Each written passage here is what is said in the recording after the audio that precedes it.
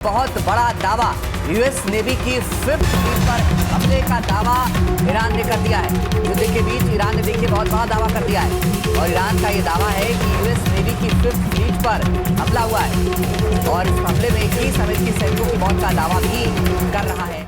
Iran ने एक और स्ट्राइक कर दी, 21 अमेरिकी सैनिक हलाक हो गए। यह हमला कहां हुआ है वो आज आपको दिखाने जा रहा हूं। जैसे ये खबर निकल कर आई है वैसे ही अमेरिका भी कांप उठा है। इस बीच ईरान का एक और दावा कि उसने कई अमेरिकी सैनिकों को अपने कब्जे में ले लिया। वो बात अलग है कि अमेरिका मना कर रहा है, ऐसा कुछ नहीं हुआ है, लेकिन इन सब के बीच ईरान सबूत देने के लिए तैयार है। अब झूठ कौन बोल रहा है, सच कौन बोल रहा है, ये आप पर छोड़ते हैं, क्योंकि इस बीच ब्रिटेन एक हद तक तैयार हुआ कि वो 2 एयरक्राफ्ट कैरियर भेज रहा है। ये ब्रिटेन ने नहीं कहा अभी तक, लेकिन अमेरिका की तरफ से, डोनाल्ड ट्रंप की तरफ से, जो बड़बोला एक राष्ट्रपति है, वो व्यक्ति आगे आकर अपने सोशल मीडिया प्लेटफॉर्म पर लिखता है कि ब्रिटेन ने 2 एयरक्राफ्ट कैरियर भेजने का ऐलान किया है, लेकिन हमें कोई जरूरत नहीं, क्योंकि हम ईरान से युद्ध जीत रहे हैं।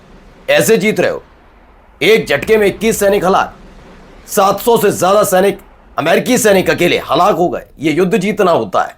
यही वजह है कि अमेरिका में हाहाकार मचा हुआ है। और भी कई महत्वपूर्ण खबरें आज आपको दिखाने जा रहा हूं कि कहां घिरता हुआ नजर आया। ईरान में खौफ है, ईरान में खौफ है, चिल्लाने वालों के लिए वीडियो जरूरी है। इससे पहले भी CNN के रिपोर्टर ने खुलकर बताया लाइव चैनल पर कि जिस तरह की कहानी बताई और दिखाई जा रही है ईरान के बारे में, ऐसा नहीं है। ईरान में सब कुछ ठीक ठाक है, दुकानें खुल रही हैं, लोग घूम रहे हैं, फिर रहे हैं। क्या ऐसा इजराइल में है? उसके बारे में क्यों नहीं बताते? नमस्कार, मैं हूं प्रज्वल गौतम और आप देख रहे हैं the live TV. The live TV, सच सबसे आगे। सबसे पहले ये खबर देखिए, एक खबर निकल कर आई है।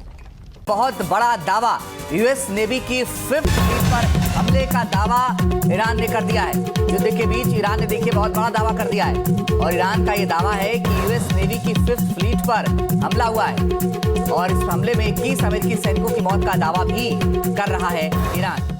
तो युद्ध के बीच ईरान ने यूएस नेवी की 5th फ्लीट पर हमले का दावा कर दिया। हमले में 21 अमेरिकी सैनिकों की मौत का भी दावा किया गया। इससे एक दिन पहले 24 घंटे में 220 से ज्यादा अमेरिकी सैनिकों की मौत का दावा किया गया था। यह उसी दावे में से एक है। अब तक 650 अमेरिकी सैनिक मारे गए अलग अलग जगह, मतलब जितने भी मिलिट्री बेस कैंप बने उसको लेकर भी दावा है। यानी अलग अलग तरीके से अमेरिका को चोट लग रही है, क्लियर है।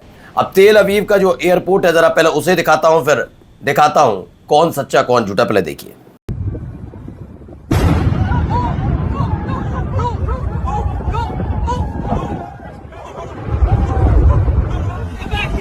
I'm behind it. I'm behind it.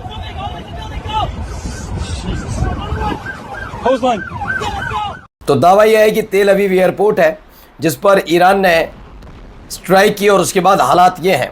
अब इन हालातों के बीच क्या तेल अवीव के इस एयरपोर्ट से, इंटरनेशनल एयरपोर्ट से उड़ानें भरी जा सकती हैं जब इतना संकट उस पर गहराया हुआ है? इस बीच एक और दावा ईरान ने अमेरिकी सैनिकों को लेकर बड़ा दावा किया। उन्होंने कहा कि अमेरिका झूठ बोल रहा है और ये कबूल नहीं कर रहा है कि उसके सैनिक ईरान के कब्जे में है। जंग के बीच ईरान ने कई अमेरिकी सैनिकों को पकड़ लिया है। उन्होंने कहा कि बाद में अमेरिका अपने सैनिकों की संख्या पर बहाने बनाएगा। अमेरिका ने भी इस पर सफाई दी। अमेरिका ने ईरान के दावों को गलत बताया। यूएस नेवी के कैप्टन टिम हॉकिंस ने कहा कि ईरानी सरकार झूठ फैलाने और धोखा देने के लिए हर मुमकिन कोशिश कर रही है। यह भी उसी का एक और उदाहरण है। अब बताने की ज़रूरत नहीं कि कौन सच्चा कौन झूठा। इन सब के बीच तो आप जानते ही हैं कि ट्रंप ने अलग अलग देशों को लेकर जो दावा किया, वो उन देशों ने नहीं बल्कि इनकी खुद की देश की मीडिया ने पोल खोल दी कि उनका राष्ट्रपति जो है वो झुट्टा नंबर 1 है। खैर, मैं ये भी नहीं कहता कि ईरान सच बोल रहा है, नहीं बोल रहा है, तो आने वाले दिन में वक्त में पता लग जाएगा। जैसे जैसे ताबूत में बंद होकर अमेरिकी सैनिक अमेरिका पहुंच रहे हैं, उसकी भी तस्वीरें निकल कर सामने आ रही हैं। कब तक झुठलाया जाएगा? अब देखिए, डोनाल्ड ट्रंप का एक बयान आया सोशल मीडिया पर। यूके यानी ब्रिटेन के लिए कहा कि वो हमारे ग्रेट एलाई रहे हैं, अच्छे सहयोगी। अब उन्होंने फाइनली सीरियस लिया इस पूरे मामले को और 2 एयरक्राफ्ट कैरियर भेजे हैं मिडिल ईस्ट के लिए।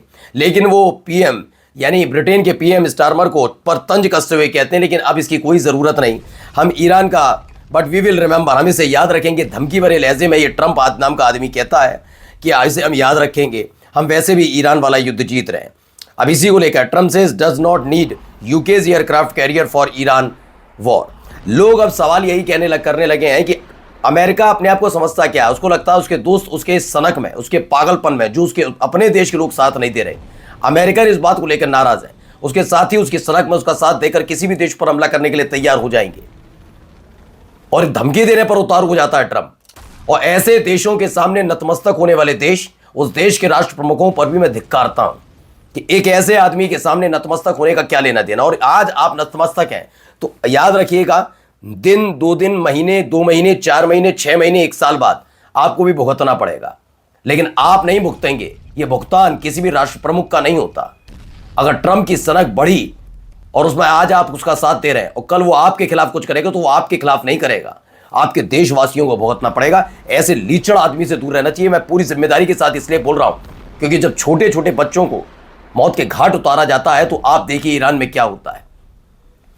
जिस व्यक्ति को उसके अपने देश में लोग पसंद ना कर रहे हो, उस व्यक्ति के लिए आप सोचिए कि अगर ब्रिटेन ने मना किया कि हम साथ नहीं आना चाहते तो धमकी देने पर उतारू हुए।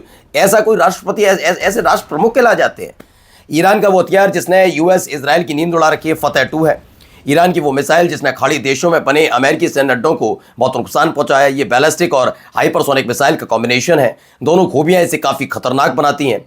ये हाइपरसोनिक मिसाइल है फतेह 2, जिससे कई अटैक इजराइल में भी किए गए। अब लगातार चीखा चिल्लाया जा रहा है, लेकिन पहले ईरान की तस्वीर देख लीजिए। मैं ये नहीं कहता कि ईरान में सिर्फ यही खुशियां ही खुशियां हैं। ये जुनून है, ये हौसला है, मातम भी है। हमले हो रहे हैं भाई, ईरान में भी लोग मारे जा रहे हैं। लेकिन सवाल ये उठता है कि कल तक ये डोनाल्ड ट्रंप भी तो थे भाई, जो धमकी दे रहे थे ईरान की सरकार को कि प्रदर्शनकारियों से ऐसे मत निपटिएगा। हमने तब भी कहा था इन्हें प्रदर्शनकारियों की नहीं, उन दंगाइयों की और भाड़े के एजेंट्स की फिक्र ज्यादा थी जो इनकी पोल पट्टी खोल देते और ये इन्होंने ही भेजे थे। अदरवाइज अगर ज्यादा ही चिंता थी तो ईरान पर हमला करके उन बच्चों की हत्या करने के बाद क्या शोक प्रकट किया ट्रंप ने? नहीं किया। तो इन्हें कभी चिंता नहीं रही। और पता नहीं कैसे ईरानी लोग हैं कुछ जो इस पर जश्न मना रहे हैं कि खामेनेई साहब क्या इंतकाल हो गया। खैर, आपकी मर्जी, अपना आपका अपना देश, हम क्या ही कह सकते हैं इसमें।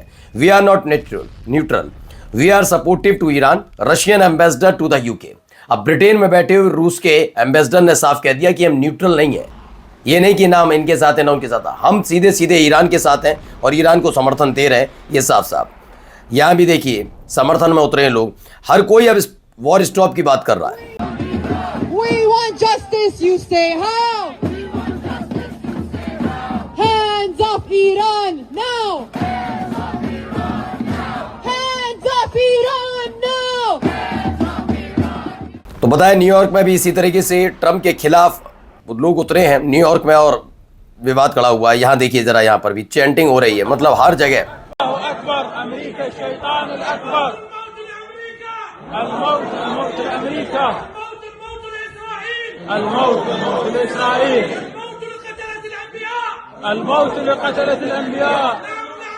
तो यहाँ पर भी डेथ टू अमेरिका के नारे इराक के पार्लियामेंट में इस तरीके से नारेबाजी हो रही है। न्यूयॉर्क में हो रही है, लंदन में, और हर जगह आप जाकर देखिए कुछ ऐसे ही हालात बनते नजर आ रहे हैं। अब जरा सुनिए जो बच्चों की मौत हुई थी उस पर क्या सवाल है, देखिए और क्या जवाब देते हैं आदमी।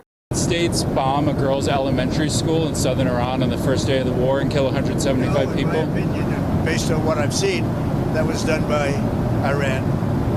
Is that true, Mr. Hegson? It was Iran who did that? We're certainly investigating. Still investigating. But the only side that targets civilians is Iran. We think it was done. We think it was done by Iran. Can you give us an Because idea they're of very inaccurate, as you know, with their munitions. They have no.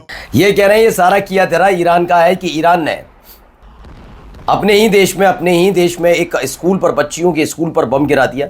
ये इनका कहना है कि इन्होंने किया है, लेकिन जो खामेनेई साहब का इंतकाल हुआ वो इनकी देन है, मतलब अच्छी चीज़ों के अपने ऊपर। और अगर मैं मानता हूँ कह रहा है ईरान का किया धरा वो यही करते हैं, अच्छा ठीक है, तो गजा में जो बच्चों को मारा जा रहा था तो वो ईरान जाके मार रहा होगा, है ना? तुम तो फूल बरसा रहे होंगे,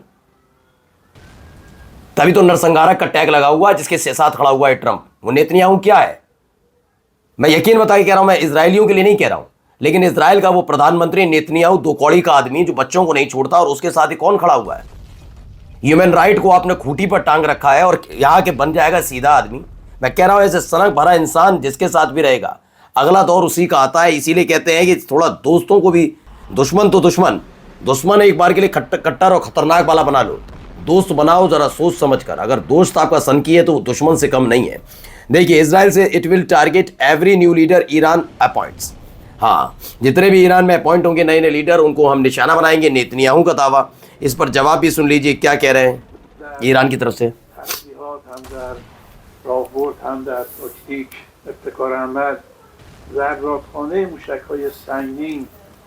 بالستیک، کروز، انواع اهباد و شناورهای تهاجمی متناسب। तो ईरान की तरफ से कह दिया गया कि हम पूरी तरह से फुल स्केल वॉर के लिए तैयार हैं। अमेरिका और इजराइल अकेले हम लड़ने इन दोनों से तैयार बैठे हैं, हमें कोई दिक्कत नहीं।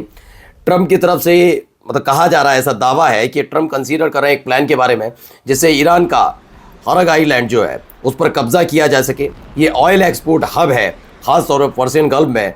यानी इस आदमी को सिर्फ किसी भी कीमत पर तेल चाहिए, तो तेल वाले इलाकों पर अब नज़र गड़ाकर बैठा हुआ है ये।